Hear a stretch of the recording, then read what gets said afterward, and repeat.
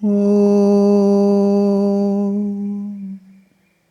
Sthapakaya cha dharmasya sarvadharmasvarupine avatara varishtaya Ramakrishnaya te namaha.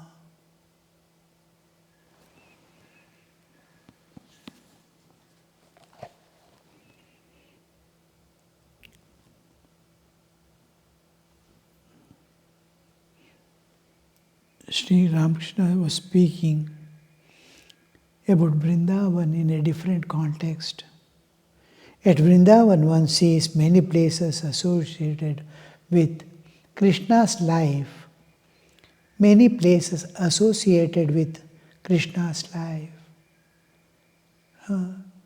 If you are totally absorbed in the thought of divine when you go to pilgrimage, and be absorbed in God, when we go to pilgrimage, we must see that our attention is not drawn anywhere.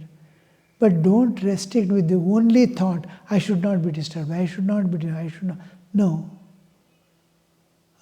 Just understand and drop it away from your mind. And positive way you have to hold on. I must be fully aware of the divine. And leave that thought also and dwell on God. Find some identity, some relationship with God, and feel His living presence with you and outside when you go to pilgrimage. You smoothly escape the attention of all people. Even these pandas who pester so much for money, God will see that you are absorbed in His thought, and those people are not at all looking at you as if you are just passing. You are going to the shrine, standing in a corner, looking at the image, feeling all the things that happened in Vrindavan. Each place you are going and visiting, you are smoothly going away without being noticed by anybody or be disturbed. And if anything happens, God is showing you something new, something beyond your understanding. Maybe He wants you to change your attitude. Suppose someone interferes in you and just snatches away something from your hand. And how are you going to manage the situation? Will you get angry, pounce upon? It's a pilgrimage center. Immediately, if you call on God, then your pilgrimage is fulfilled. You are not going to lose anything. You'll get back your lost item also. But how do you behave? How do you maintain the awareness of the divine at all times? A beggar comes in the front and asks, who could it be? Is it God who has come in the form of a beggar in front of you? You just overlook, brush aside and go. Then the purpose for which pilgrimage, when in these worships in temple, all aspects, Ratha Yatra will be there. Ratha Yatra is where you will see Ratha is body of living being. God is indweller, He is moving about through the body of the living beings. It is like a Ratha, Shariram Ratham. In Kathopanishad is identified as the chariot in which God and the Jiva are sitting. Now, this aspect of human life or any other being moving about, I am not able to see God. Now that is brought about in the temple. Look here, how the chariot moves and God is sitting. Same is all jivas. Millions of jivas are moving about. With God, you are not able to identify. See here, it is exemplified, it is highlighted. Similarly, Deepotsava, the whole temple, every nook and corner, lamps are lighted. God is one, all jivas are moving about around God. The different aspects of God, jiva, and the God are revealed. Inside, it is kept in the Garbha Mandira, which is almost, there won't be windows in most of the temples in South India. And you see, within your own cave of the heart, God is sitting there, whom you are worshipping in the temple. All aspects of God are brought out, but we miss the essence. So when we go to pilgrimage, our attention must be on how God, in what form God might come. Buddha says, in many forms, God came in front of you and went away. You did not recognize. You are searching here and there where it is difficult to find. And when He came in front of you, you missed Him. So we miss everywhere. His all-pervadingness also we miss. His limited manifestation as Jiva also we miss. Nature maintaining a whole universe, there also we are able to perceive the nature. We are not able to perceive God.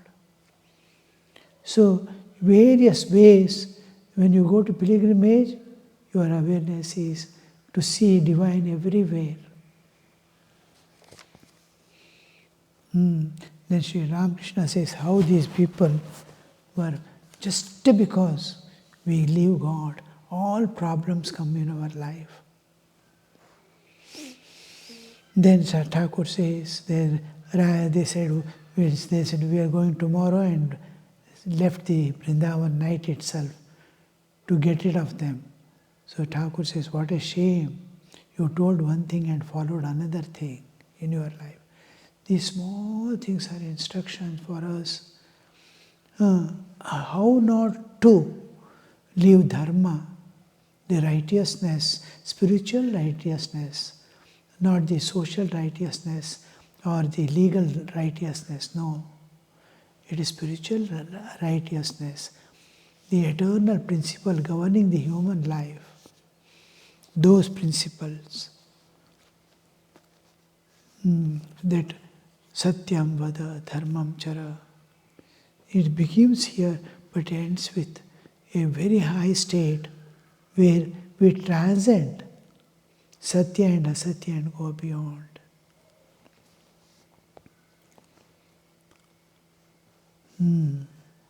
Master, it was not proper for you.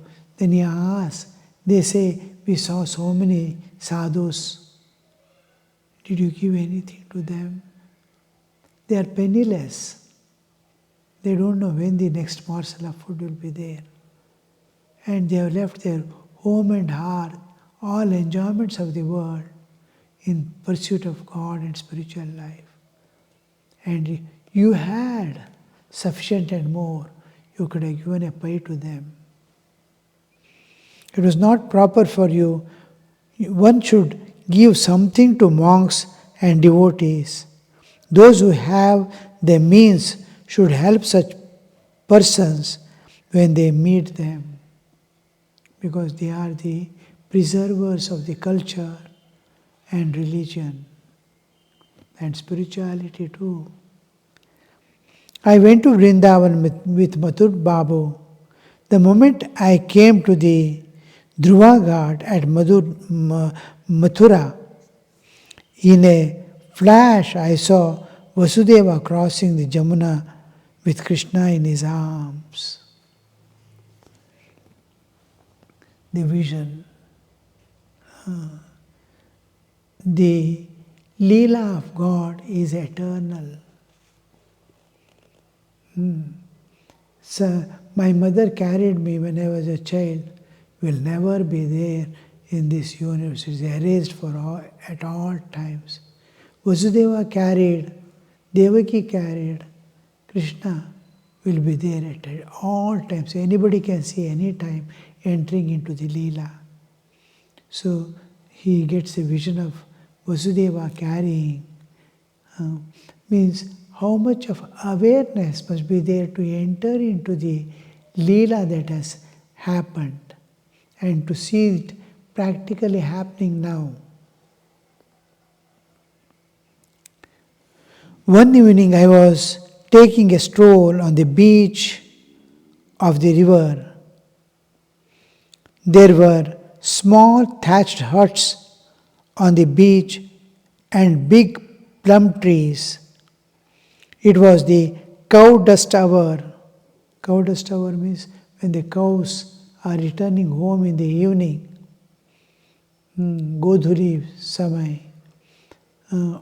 The huge herds of cow moving with it throws the dust above. The whole thing becomes dusty.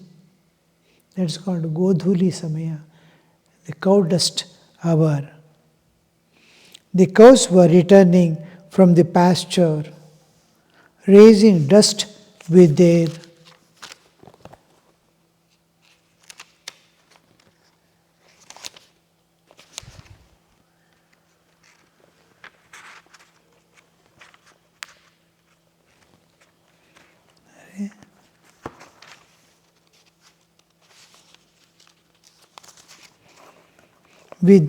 hoofs. I saw them fording the river. Then came some cowherd boys crossing the river with their cows. No sooner did I behold this scene than I cried out, "Oh Krishna, where are you?" and became unconscious.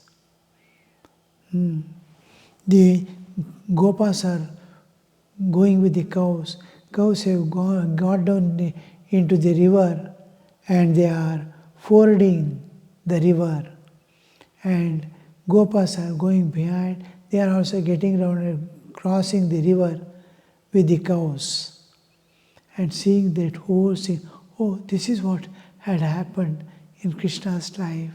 Same way, daily they used to go back, getting around in the river, getting up on the bank and going forward. How it happened, you see. Everything is as it is. Where is Krishna? Or no, the same vision. He is having the same vision. Then came some coward. It is actually happening. And where are you? The whole view of the past is there in the mind. The same thing happening now, which had happened once upon a time. But only thing missing is Krishna. All gopas are there, cows are there. I wanted to visit, and he becomes unconscious, shouting, "Where are you, Krishna? Where are you, Krishna?" Loses the external consciousness. I wanted to visit Shyamkunda and Radhakunda. So Mathur Babu sent me there in a palanquin. We had a long way to go. Food was put in the palanquin. While going over the meadow, I was overpowered with emotion and wept. "Oh Krishna, I find everything the same. Only you are not here." See, the Lord of Universe has come down in human form, teaching us how to long for God, how to link everything to the divine. Anything you see, divine must come before your mind. Anything happens, the divine must come to your mind. Every bit of your life, all that happens must be linked to the divine. How will you do it? So Sri Ramakrishna is showing every now and then, to the extent he is becoming unconscious in those thoughts. Means world is totally disappearing from his awareness. In the thought of divine, it is totally erased. World is erased. At Shamkunda and Radhakunda, I saw the holy men living in small mud huts. Facing away from the road, their eyes should fall on men. They were engaged in spiritual disciplines. Most of those places, they build a small hut. Any people want to give anything, food material or this and that, they will keep behind and go away. Then, so they don't want any disturbance, or they don't want to open their eyes and see. So they sit in the opposite direction of the door, facing the wall, away from the door. Door is in the front, they turn inside and sit facing the inner part of the room. The small hut, one small room will be there. Maybe 8 by 8 or 10 by 10. Not even 10 by 10, small it will be. Usually 6 by 6, 7 by 7, 8 by 8 maximum. So in that huts they live and facing the other side.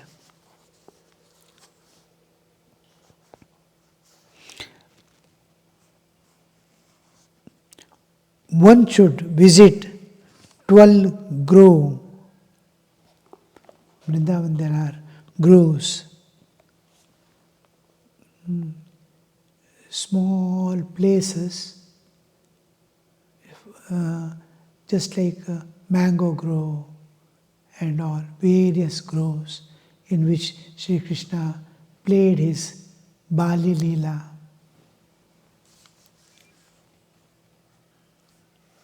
I went into Samadhi at the sight of the image of Banku Vihari.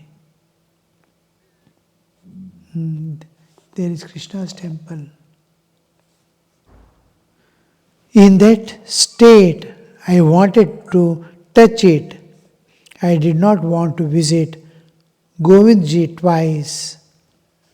At Mathura, I dreamt of Krishna as cowherd boy.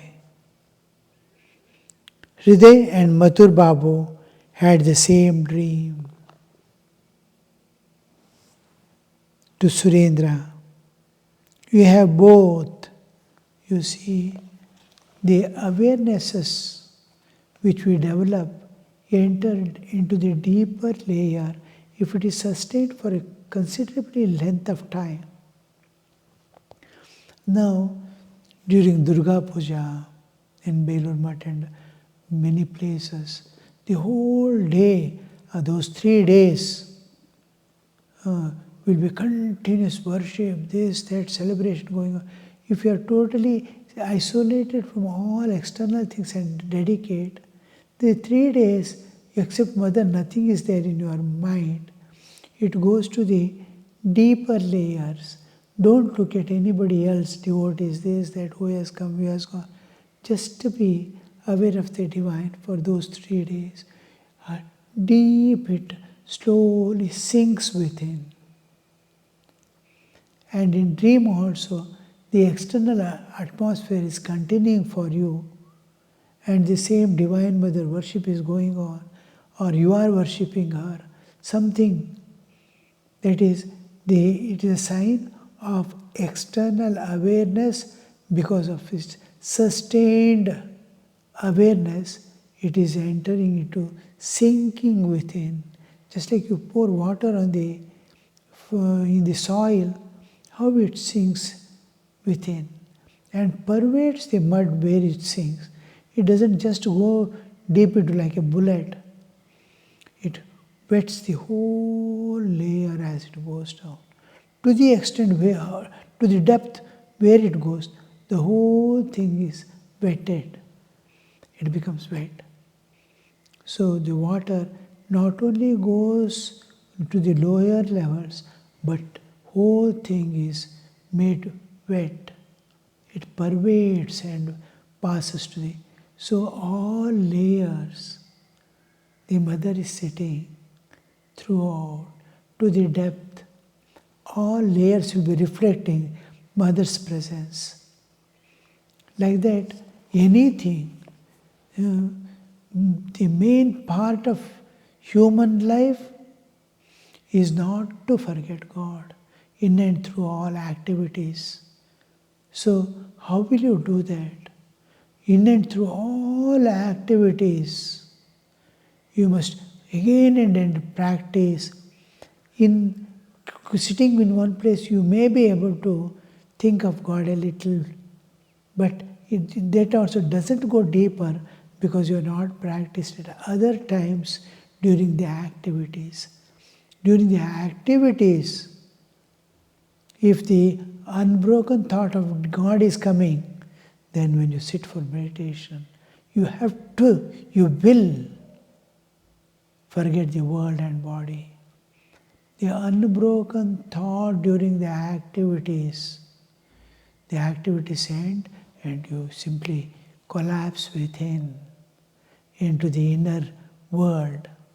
So inward you go when you see it is happening, how the sinking takes place. Sri Ramakrishna is showing that how he also got the same dream, and Mathurnath also had the dream.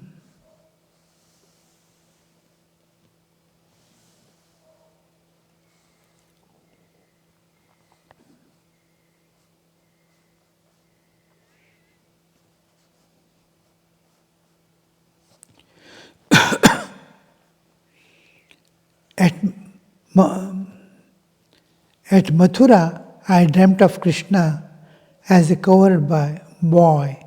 Hriday and Mathur Babu had the same dream. They are in the same consciousness. So they have the same dream. 2-3 people to have the same dream means how the sinking takes place. It is a common factor for all.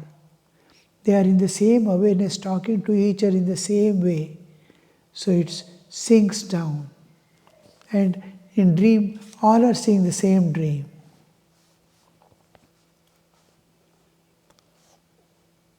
To Surendra, you have both yoga and bhoga. There are different classes of sages, Brahmarshi, Devarshi and Rajarshi. Sukadeva is the example of Brahmarshi. He did not keep even one book with him. An example of Devarshi is Narada. Janaka was Rajarshi, devoted to selfless work. The devotee of Divine Mother attains dharma and moksha. He enjoys artha and kama as well. Once I saw you in the vision as a child of the Divine Mother. You have both yoga and bhoga. Otherwise, your countenance would look dry. Suppose he doesn't get small needs of his life, like a horse carriage, small things. He has this fine food, whatever he needs, clothing, this, that and all. These are the bhoga, enjoyments, small enjoyments of life. To be able to see the fun, go to some matches or dramas. All these becomes the part of the bhoga. A happy living as a family person. And internally, he must be having unbroken touch with the divine, at least frequent touch of the divine. And it becomes yoga. Yoga is actually unbroken oneness with the divine. That is yoga in its fullness. But now and then we touch and break, touch and break. Because of the other interferences. And by practice, this union with God remains the same, whatever be the external situations of life. They attend to all things, like Janaka Rishi. Janaka is a Rajarshi, has to look after the whole universe, whole of his kingdom. Everyone must be happy, no difficulties, no problems. At the same time, he has to face the enemies who want to occupy this place. All these responsibilities, he is one with God. He is a Rishi. The unbroken union with the divine, and God has given him the strength and power and will to be a king also. So this we see as Rajarshi.